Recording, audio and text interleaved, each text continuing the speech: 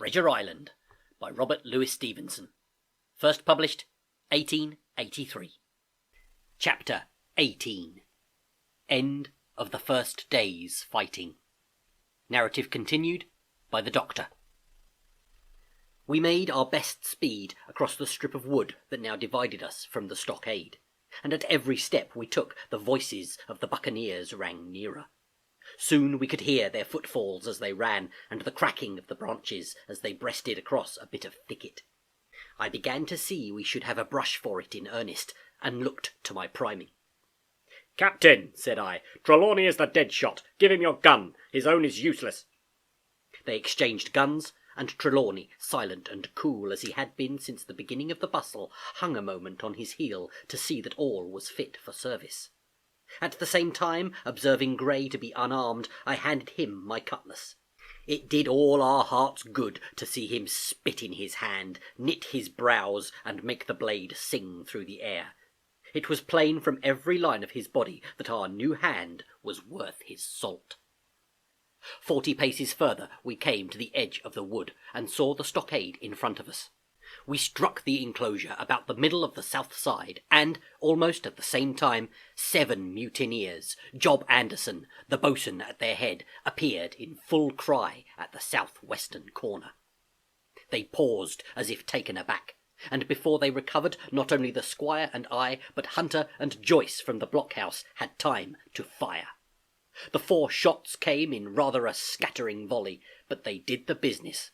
One of the enemy actually fell, and the rest, without hesitation, turned and plunged into the trees.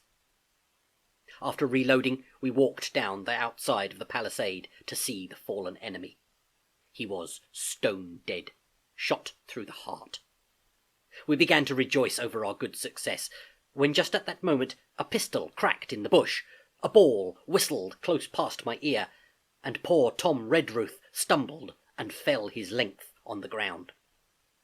Both the squire and I returned the shot, but as we had nothing to aim at, it is probable we only wasted powder. Then we reloaded and turned our attention to poor Tom. The captain and Grey were already examining him, and I saw with half an eye that all was over. I believe the readiness of our return volley had scattered the mutineers once more, for we were suffered without further molestation to get the poor old gamekeeper hoisted over the stockade and carried, groaning and bleeding, into the log-house. Poor old fellow! He had not uttered one word of surprise, complaint, fear, or even acquiescence from the very beginning of our troubles till now, when we had laid him down in the log-house to die. He had lain like a Trojan behind his mattress in the galley. He had followed every order silently, doggedly, and well.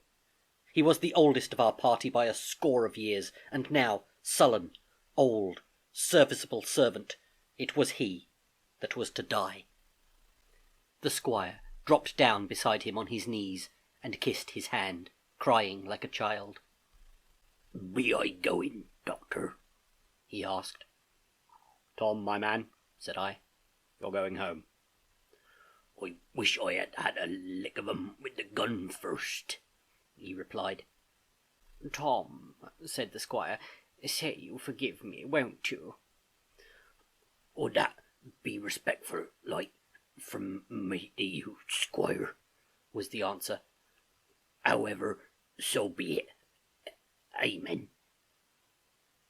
After a little while of silence, he said he thought somebody might read a prayer. "It's the custom, sir," he added apologetically, and not long after, without another word, he passed away. In the meantime, the captain, whom I had observed to be wonderfully swollen about the chest and pockets, had turned out a great many various stores: the British colours, a Bible, a coil of stoutish rope, pen, ink, the logbook, and pounds of tobacco. He had found a longish fir tree lying felled and trimmed in the enclosure, and with the help of Hunter he had set it up at the corner of the log-house, where the trunks crossed and made an angle. Then, climbing on the roof, he had with his own hand bent and run up the colours. This seemed mightily to relieve him. He re-entered the log-house and set about counting up the stores, as if nothing else existed. But he had an eye on Tom's passage for all that, and as soon as all was over, came forwards with another flag, and reverently spread it on the body. "Don't you take on, sir," he said, shaking the squire's hand. "All's well with him. No fear for a hand that's been shot down in his duty to captain and owner. It mayn't be good divinity, but it's a fact." Then he pulled me aside. "Dr. Livesey," he said, "in how many weeks do you and Squire expect the consort?" I told him it was a question not of weeks, but of months, that if we were not back by the end of August, Blandley was to send to find us, but neither sooner nor later. "You can calculate for yourself," I said. "Why, yes," returned the captain, scratching his head, "and making a large allowance, sir, for all the gifts of Providence, I should say we were pretty close hauled." "How do you mean?" I asked. "Why, it's a pity, sir, we lost that second load, that's what I mean," replied the captain. "As for the powder and shot, we'll do, but the rations are short, very short. So short, Dr. Livesey, that we're perhaps as well without that extra mouth." And he pointed to the dead body under the flag. Just then, with a roar and a whistle, a round shot passed high above the roof of the log-house and plumped far beyond us in the wood. "Oh!" said the captain, "blaze away! You've little enough powder already, my lads."